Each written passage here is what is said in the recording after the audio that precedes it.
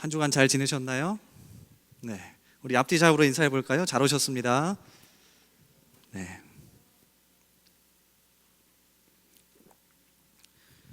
미국 그리스도 장로 교회 담임인 스캇 솔즈 목사가 자신의 책에서 최근의 사태를 바라보며 이렇게 이야기합니다. 무엇이 더 중요한가? 진리라는 이름으로 다른 사람 위에 군림하는 것이 중요한가? 아니면 우리가 사랑의 사람들로 알려지는 것이 중요한가? 완벽한 주장과 정치 플레이로 문화 전쟁에서 이기는 것, 아니면 겸손과 진리와 사랑으로 사람들의 마음을 얻는 것 중 무엇이 더 중요한가? 우리가 옳음을 주장하고 문화 전쟁에서 이기는 것만 생각해서 사람들을 잘 사랑하지 않는다면 하나님이 너무나도 안타까워하실 것이다. 진리와 사랑은 함께 갈 수 있다. 아니, 진리와 사랑은 반드시 함께 가야만 한다. 자, 그러면서 베드로전서 3장 15절과 16절의 말씀을 이렇게 소개합니다. 베드로는 크리스천들이 매일같이 조롱과 비방과 핍박을 당하던 문화 속에서 다음과 같은 말을 했다. 너희 마음에 그리스도를 주로 삼아 거룩하게 하고 너희 속에 있는 소망에 관한 이유를 묻는 자에게는 대답할 것을 항상 준비하되 온유와 두려움으로 하고 선한 양심을 가지라. 이는 그리스도 안에 있는 너희의 선행을 욕하는 자들로 그 비방하는 일에 부끄러움을 당하게 하려 함이라. 사도 베드로 역시 핍박당하던 성도들에게 두 가지를 이야기합니다. 온유와 두려움, 진리와 사랑. 그러니까 우리가 정말 이 시기에 포기하지 말아야 할 거는 진리와 사랑을 함께 가지는 겁니다. 진리만을 얘기해서도 안 될 것이고 사랑만을 이야기해서도 안 될 거예요. 그래서 이 두 가지를 균형 잡게 가져가는 저와 여러분 되길 바랍니다. 여러분, 지난 2주 동안 에베소 교회에 대해서 같이 말씀을 나눴는데 기억나십니까? 진리를 정말로 잘 수호하는 교회였지만 사랑을 잃어버린 교회였죠. 우리 청년부에는요, 정말 이 두 가지가 정말 멋지게 균형 잡히길 원해요. 오늘 예배를 통하여서도 그것이 회복되길 바랍니다.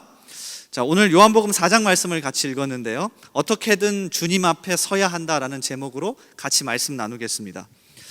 미국 풀러 신학교의 4번째 총장을 지낸 리차드 마우라고 하는 교수님이 있습니다. 자, 이분이 쓴 책 중에서 가장 유명한 게 무례한 기독교라는 책입니다. 아마 아주 유명해서 읽어보신 분도 있을 겁니다. 이 무례한 기독교에 보면 한 가지의 이야기로 시작을 하는데요, 한번 들어보십시오. 자동차 2대가 경적을 울리면서 서로 범퍼가 맞닿을 정도로 대치하고 있었다. 어느 쪽도 양보하려 하지 않았다. 그곳은 도심의 좁은 길인데다가 화물 트럭 여러 대가 길가에 겹겹이 주차하고 있어 더더욱 번잡한 상태였다. 하필이면 그런 장소에서 맞붙은 두 운전사는 서로 물러설 기색이 전혀 없었다. 결국 차 한 대가 앞으로 억지로 나아갔고 다른 차는 뒤로 밀려나기 시작했다. 밀려난 차의 운전사는 화를 내며 길을 비켰다. 그러고는 황급히 차에서 뛰어내리더니 지나가는 차의 운전사를 향해 온갖 욕설을 퍼붓고 저질스러운 몸짓을 해댔다.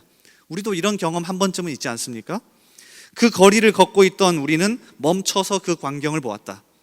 구경꾼 가운데 있던 한 여인이 다시 발걸음을 떼면서 다음과 같은 신랄한 말을 던졌다.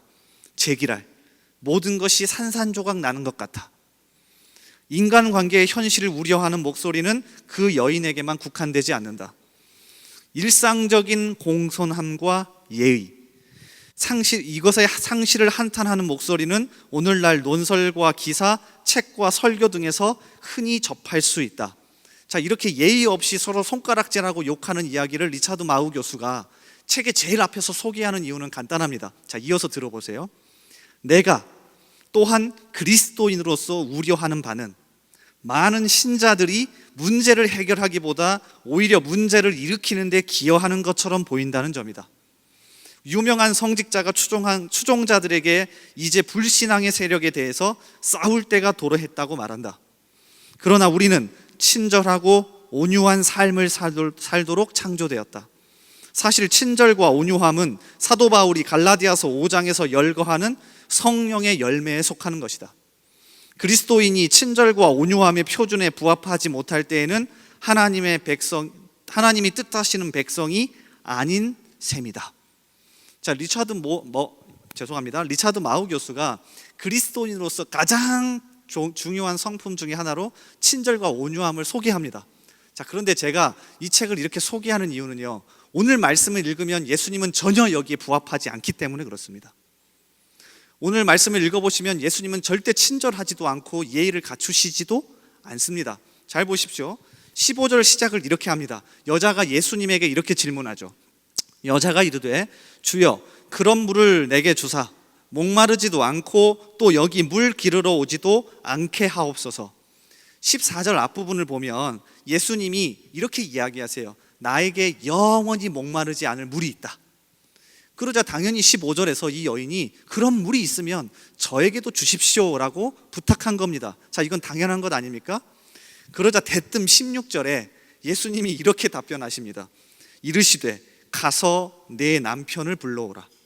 자, 우리가 아무 생각 없이 요한복음 4장을 읽었을 때는 그냥 흘러갔는데 여러분이 이 여인이라고 한번 생각을 해보십시오.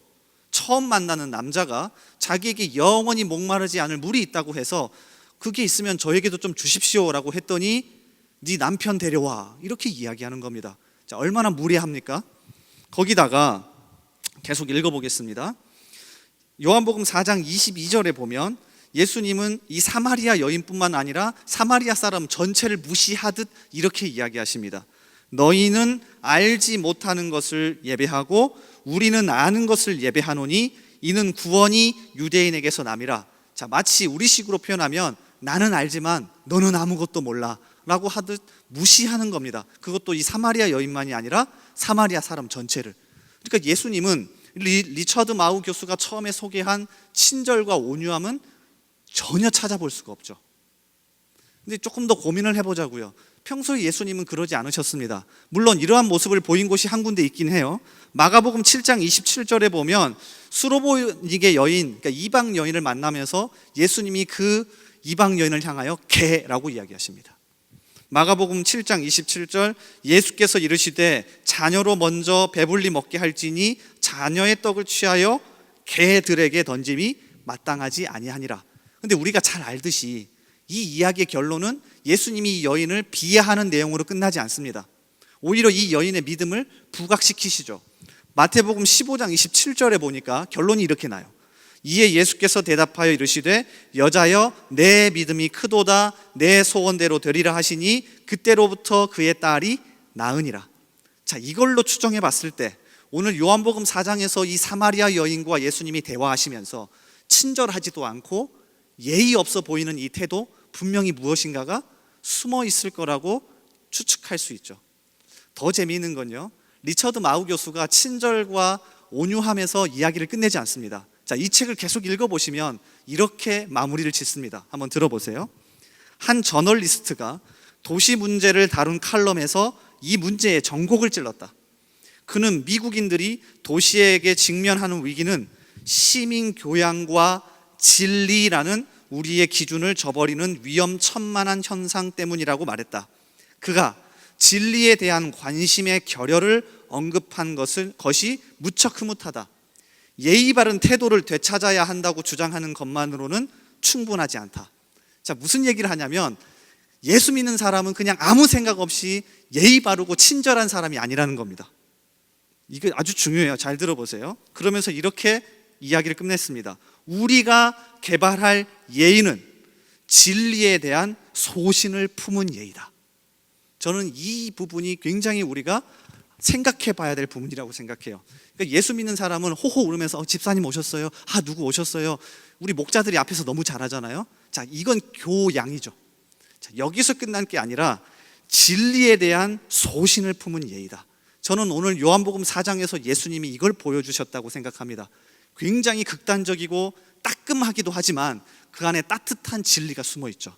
자, 그걸 한번 예수님과 이 여인의 대화 속에서 오늘 찾아볼까 합니다. 크게 오늘 두 가지를 살펴볼 건데요. 자, 그 첫 번째는 오늘 말씀의 제목과 같습니다. 어떻게든 예수님 앞에 서야 변화가 생긴다는 겁니다. 자, 이걸 보여주기 위해서 오늘 예수님은 이 여인과 아주 독특한 대화를 하십니다. 잘 보십시오. 요한복음 4장 17절에 보면 사실 이 여인은 예수님이 예의 없이 말하는 걸 보고 본인도 그냥 그렇게 쑥 내뱉고 돌아갈 생각이었어요. 잘 보세요. 예수님이 이 여인에게 야, 네 남편 데려와 라고 했더니 여인이 17절에서 이렇게 답변합니다. 여자가 대답하여 이르되 나는 남편이 없나이다. 무슨 얘기입니까? 나도 막 나가겠다는 거예요. 아니 갑자기 처음 보는 사람에게 야 너 남편 데려와라고 했더니 이 여인은 나 남편 없어 어쩌라고 이렇게 예수님에게 답변하는 겁니다. 아주 독특하고 재밌죠. 자, 예수님은 기다렸다는 듯이 바로 이어지는 말씀에서 이렇게 이야기하십니다. 자, 제가 읽어드릴게요. 자, 17절 18절이에요. 예수께서 이르시되 네가 남편이 없다 하는 말이 옳도다. 너에게 남편 5이 있었고 지금 있는 자도 내 남편이 아니니 네 말이 참되도다. 여인은 그냥 농담처럼 기분 나쁜 말로 던지고 떠날 생각이었는데 예수님은 그 자리에서 확 물어서 여인밖에 모를 엄청난 사실을 꼬집어서 이야기하시죠. 자, 여기서부터 여인의 생각이 조금씩 변하기 시작합니다. 자, 이 부분이 아주 중요해요. 잘 보세요. 예수님과 이 여인은 아무 상관없었고요. 예의 바르지 않은 예수님의 태도 때문에 여인도 뭐야? 죄송합니다. 이 새끼 뭐야? 하고 돌아갈 수도 있는 상황이었어요. 자, 요한복음 4장부터 읽어보십시오. 그러면 대낮에 물을 기르러 왔는데 낯선 유대인 남자 한 명이 이상한 농담 따먹기를 하는 겁니다. 자, 이 상황에서 이 여인도 도대체 이 사람 뭐야? 하면서 그냥 돌아갈 수 있는데 그냥 돌아가지 않고 그 사람과 주님과 계속 이야기를 나누면서 호기심을 보입니다. 자, 그러자 19절에 여자가 이렇게 이야기하죠. 여자가 이르되 주여 내가 보니 선지자로소이다 하면서 관심이 조금씩 바뀝니다. 그리고는 이제 종교적인 질문을 하기 시작해요. 다시 얘기하면 성경 지식에 대한 질문을 예수님께 하기 시작합니다. 자, 요한복음 4장 20절을 보세요. 우리 한번 같이 읽어볼까요? 자, 앞에 띄워둘 텐데요. 같이 읽어봅니다. 자, 시작. 우리 조상들은 이 산에서 예배하였는데 당신들의 말은 예배할 곳이 예루살렘에 있다 하더이다. 이 여인이 이제는 조금 호기심이 생겨서 성경 지식에 관한 질문을 합니다. 정확하게는 예배 드리는 장소에 관한 질문을 하죠. 여기서 말하는 이 산은 그리심산을 뜻합니다. 사마리아 사람들은 구약 성경 중에서 모세 오경만 믿었습니다. 그런데 이 모세 오경에 보면 신명기 11장 29절에 이 그리심산이 나와요. 내 하나님 여호와께서 내가 가서 차지할 땅으로 너를 인도하여 들으실 때에 너는 그리심산에서 축복을 선포하고 에발산에서 저주를 선포하라. 자, 모세 오경만 믿기 때문에 이 말씀에 근거해서 그리심산에서 예배를 드리는 겁니다. 그런데 반대로 이 유대인들은 다윗과 하나님이 맺은 언약에 근거해서 예루살렘에 성전을 짓고 예배를 드린다고요. 그러니까 이 사마리아 사람은 조금 더 성경적인 질문을 예수님에게 던지는 겁니다. 자, 물론 이렇게 성경적인 질문을 던졌다고 이 사마리아 여인에게 믿음이 생긴 것도 아니고 예수님을 인격적으로 만나는 것도 아닙니다. 그런데 무엇을 고민해 보고 싶냐면 그래도 이 여인이 기분 나쁠 상황에서 예수님을 떠나지 않고 이런저런 질문을 던지고 이런저런 이야기를 하면서 조금씩 변해 가더라는 겁니다. 자, 요한복음 4장 뒷부분 28절 29절에 보면 결국 이 여인이 예수님을 만나고 이렇게까지 변합니다. 여자가 물동이를 버려두고 동네로 들어가서 사람들에게 이르되 내가 행한 모든 일을 내게 말한 사람을 와서 보라. 이는 그리스도가 아니냐 하니. 변했죠. 이 부분은 저에게 굉장히 큰 충격이었습니다. 저는 굉장히 보수적, 여러분이 그렇게 안 보실 수도 있는데 굉장히 보수적인 신앙을 가진 사람이었습니다. 군대에서 목회를 할 때요, 병사들이 와서 예배 시간에 졸면 예배 끝나고 가만두지 않았습니다. 만약에 제가 그 성향을 그대로 가지고 있다면 여기서 살아남아갈 사람 많이 없을 겁니다.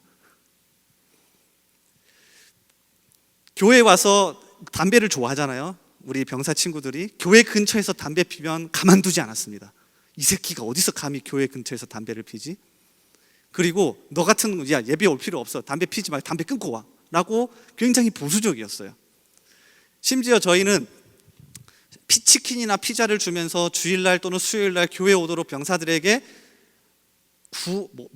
약간 구애를 해야 하기 때문에 치킨을 사주고 그 다음에 피자를 사줄 때마다 마음속에 하나님 저는 오늘도 피자와 치킨 한 마리에 양심을 팔았습니다.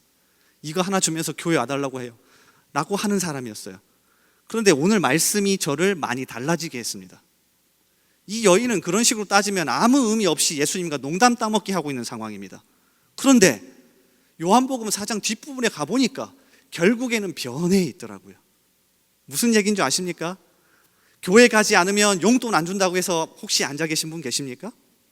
교회 가지 않으면 집에서 혼나기 때문에 앉아 계신 분 계십니까? 환영하고 축복합니다. 괜찮습니다. 그런 게 의미 없다 말하지 못할 것 같다고요. 제가 이 말씀을 읽으면서 조금씩 변해갔습니다. 그래서 교회 근처에서 담배 피던 애들 저에게 걸리면 죽었거든요. 근데 그때마다 지나가면서 라이터를 건넸습니다. 괜찮아. 담배 피고 예배 드리러 가자. 목사님 정말 괜찮아요? 괜찮아. 주님 만나러 가야지. 담배 피면서라도. 아니 목사님 진짜 괜찮아요? 이런 저도 천국 갈 수 있나요? 천국 갈 수 있어. 근데 조금 빨리 갈 수 있어. 담배 피면. 무슨 얘기인 줄 아십니까? 오늘 요한복음 4장의 사마리아 여인이 그런 태도를 보이더라고요. 어떻게든 주님 앞에 서야 변화되기 시작하는 거예요. 여러분 생각해 보십시오. 귀찮고 하기 싫어서 안 나오는 사람과 어떻게든 억지로라도 누가 들이밀어서라도 앉아있는 사람, 찬양하는 사람, 누가 은혜를 받겠습니까? 누가 변화될 수 있겠냐고요. 아니 나는 오늘 마음이 안 생겨서 가면 의식적으로 할 것 같으니까 안 갈래 라고 하는 사람과 나는 그래도 어떻게든 주님 앞에 설레 라고 하는 사람, 누가 변할 수 있겠냐고요. 여러분 제가 그래서 기도하면서 가장 많이 하는 게 뭔지 아십니까? 혹시 눈치채셨습니까? 이 시간 의미 없는 시간이 되지 않게 해주십시오. 이게 되게 보수적인 거예요. 그런데 오늘 말씀을 보고 많이 달라졌어요. 그리고 저를 변화시킨 글이 하나 더 있었습니다. 한번 들어보십시오. 매주 일요일 아침마다 말년병장은 고민을 거듭했다. 주제는 한결같다. 이번 주는 어디로 갈 것인가다. 지난주에는 어디서 무엇을 줬다더라는 소문을 근거로 이번 주 행선지를 결정한다. 한참을 고민한 그는 좋았어. 이번 주는 성당이다 라고 외쳤다. 제대가 얼마 남지 않은 만큼 바깥바람을 쐬며 사회에 적응해야 한다고 했다. 성당은 외부에 있었다. 그래서 읍내까지 트럭을 타고 나가야 했다. 말년병장은 내무실을 쭉 둘러봤다. 같이 가자는 신호다. 하지만 우리는 미동도 하지 않았다. 애써 그의 시선을 피했다.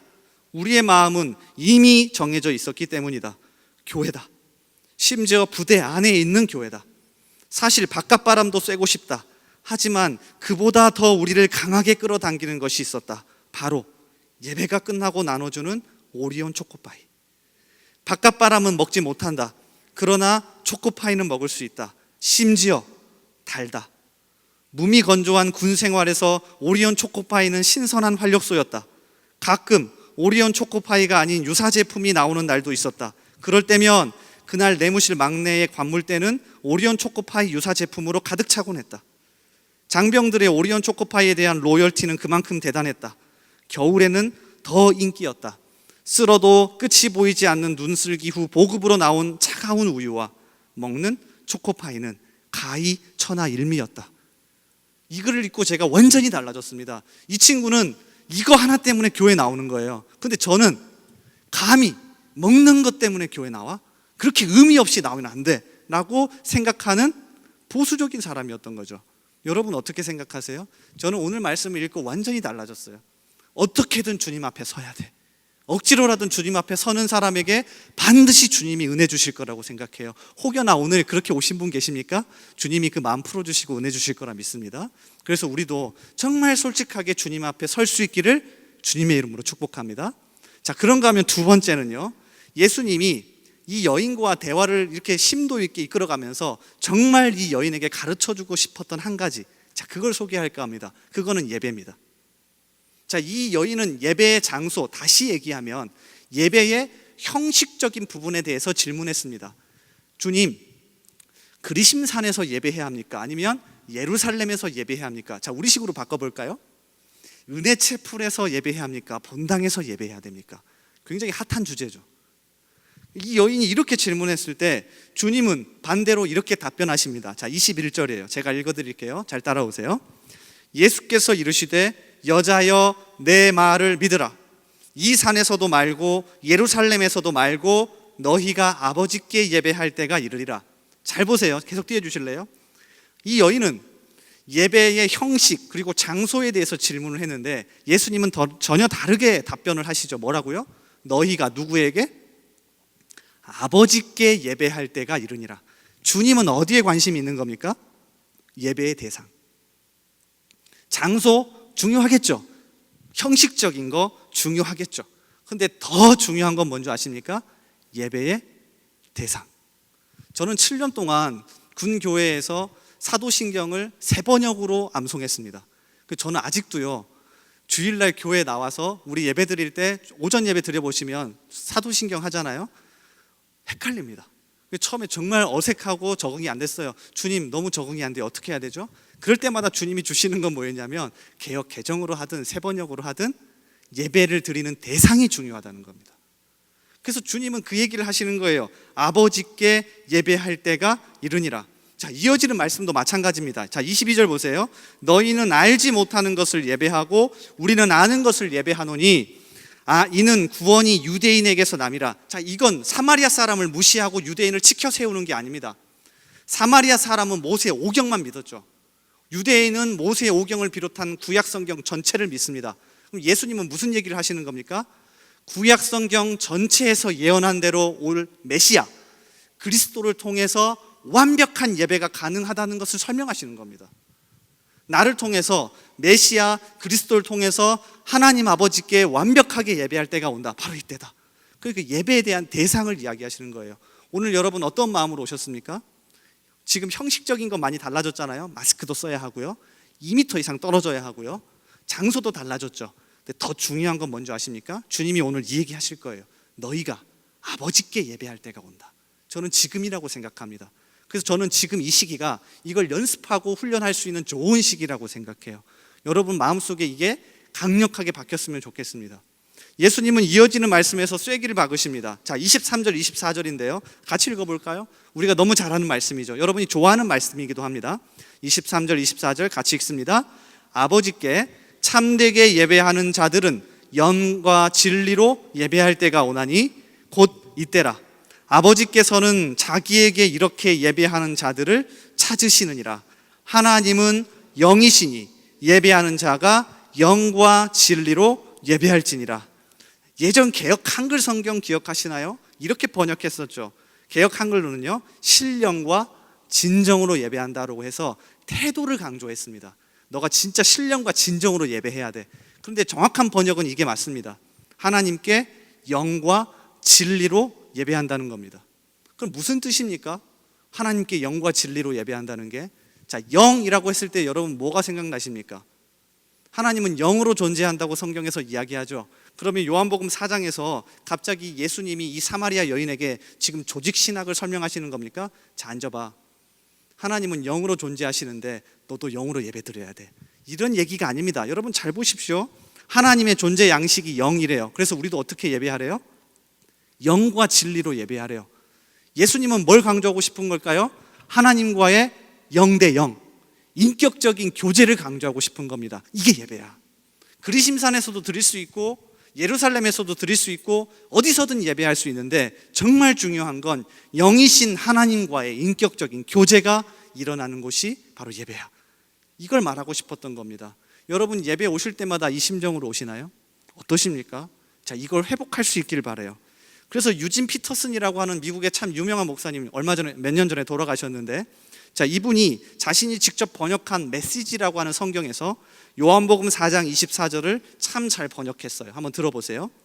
하나님은 순전한 존재 그 자체 곧 영이시다. 그러므로 하나님께 예배드리는 사람은 자신의 존재와 자신의 영과 자신의 참된 마음으로 예배드려야 한다. 인격적인 교제를 강조해 놓았습니다. 예배의 모든 형식은 여기에 맞춰져 있습니다. 우리가 어디서 예배를 드리든, 우리가 어떤 형식으로 드리든 하나님과 인격적인 교제를 하는 게 예배의 자리죠. 사실 이 부분이 정말 해결되지 않았던 건 부끄럽지만 저였습니다. 저는 설교자이기 때문에 앞에서 말을 훨씬 많이 했지, 이 자리에 앉아서 하나님과 인격적으로 교제한다는 생각은 많이 못 해봤어요. 그런데 저와 비슷한 고민을 하신 한 분이 계시더라고요. 여러분도 아주 잘 아실 건데, 서울 3일교회를 담임하시는 송태근 목사님이에요. 자, 이분도 항상 앞에서 설교하고 인도하다 보니 하나님과 인격적으로 교제하는 예배에 대해서 고민이 많았답니다. 그래서 그분은 습관적으로 이렇게 하신대요. 자리에 앉았다가, 저도 이 자리에 앉았다가 설교하러 나오잖아요. 그러면 하나님과 인격적인 교제를 너무나도 하고 싶어서 나올 때 이렇게 이야기하신답니다. 옆에 아무도 없는데 주님 같이 가시죠 하고 나온답니다. 그러니까 계속해서 뇌리에, 머릿속에, 그리고 마음속에 뭘 새겨 넣는 겁니까? 지금 내가 앞에서 인도하지만 누구와 교제한다? 주님과 인격적으로 교제하고 있다는 것을 심어주는 거죠. 여러분, 예배는 영이신 하나님과 만나는 인격적인 교제의 장입니다. 자, 이걸 회복할 수 있길 바라요. 말씀을 정리할게요. 자, 오늘 두 가지를 같이 살펴봤죠. 사마리아 여인과 예수님이 대화하시면서 첫 번째, 어떻게든 주님 앞에 솔직하게 서시기 바랍니다. 두 번째는요, 예배였죠. 하나님과 인격적으로 교제한다는 생각으로 매일같이 예배에 참석하고 예배드리는 저와 여러분이 되길 바라요. 말씀 한 구절을 읽고 마칠까 합니다. 마태복음 4장에 보면 시험받는 예수님이 등장합니다. 시험받는 이 예수님, 사탄이 세 번째 마지막 시험에서 이렇게 이야기해요. 마태복음 4장 8절과 9절, 마귀가 또 그를 데리고 지극히 높은 산으로 가서 천하 만국과 그 영광을 보여 이르되 만일 내게 엎드려 경배하면 이 모든 것을 내게 주리라. 강력한 시험을 합니다. 그때 예수님이 간단하게 이렇게 넘어가세요. 자, 이 말씀이 여러분과 저의 인생 말씀이 되길 바랍니다. 마태복음 4장 10절 같이 읽습니다. 자, 시작. 이에 예수께서 말씀하시되 사탄아 물러가라. 기록되었으되 주 너의 하나님께 경배하고 다만 그를 섬기라 하였느니라. 주님의 결론은 예배였습니다. 주님과 인격적으로 교제하는 거였습니다. 여러분, 이 시기에 정말 깊이 있게 주님과 교제할 수 있는 저와 여러분 되기를 바랍니다. 우리 같이 기도했으면 좋겠는데요, 우리 찬양하면서 기도의 자리로 나아가겠습니다. 주를 위한 이곳에 예배에 관한 찬양이에요. 그러니까 예배자에 대한 마음을 담고 있는 찬양인데요, 우리 다 같이 일어나실래요? 우리 일어나셔서 같이 찬양하면서 기도했으면 좋겠어요. 주를 위한 이곳에 예배하는 자들 중에 그가 찾는 이 없어 주님께서 슬퍼하시네. 주님이 찾으시는 그 한 사람, 그 예배자, 내가 그 사람 되길 간절히 주께 예배하네. 이 찬양의 가사처럼 주님, 솔직하게 주님 앞에 서겠습니다. 그리고 매일같이 예배자로 서겠습니다. 주님과 인격적으로 교제하겠습니다. 이 마음 담으면서 우리 같이 찬양하겠습니다. 주를 위한 이곳